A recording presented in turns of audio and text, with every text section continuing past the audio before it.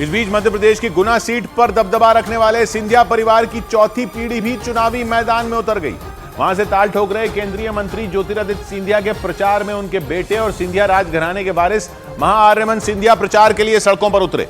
गुना Lok Sabha seat को सिंधिया परिवार का गढ़ माना जाता है और उसी गढ़ में प्रचार के लिए अब सिंधिया परिवार की चौथी पीढ़ी ने कमान संभाल ली। गुना में ज्योतिरादित्य सिंधिया के बेटे और सिंधिया राजघराने के वारिस महाआर्यमन सिंधिया ने प्रचार अभियान चलाया। 2 दिन पहले वायरल हुए एक वीडियो में वो एक समोसे की दुकान में नजर आए थे। वहां उन्होंने न सिर्फ समोसे तले बल्कि लोगों के बीच खड़े होकर उनका स्वाद भी चखा था। इसके अलावा महाआर्यमन सिंधिया अपने पिता के चुनाव प्रचार के लिए एक साड़ी की दुकान पर भी पहुंचे थे। इस दौरान वो अपनी मां से वहां रखी साड़ियों के बारे में बात करते भी दिखे थे।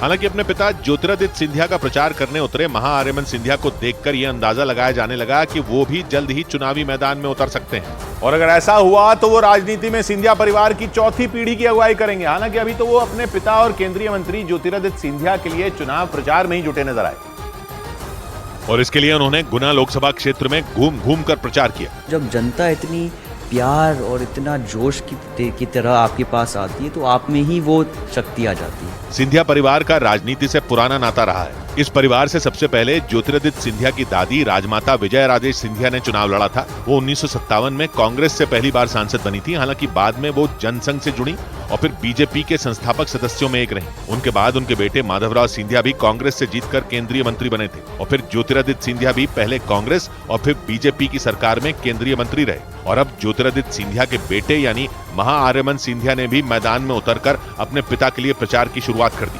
महाआर्यमन सिंधिया ने भरोसा जताया कि इस बार बीजेपी 2019 के मुकाबले दुगने अंतर से गुना में जीत दर्ज करेगी।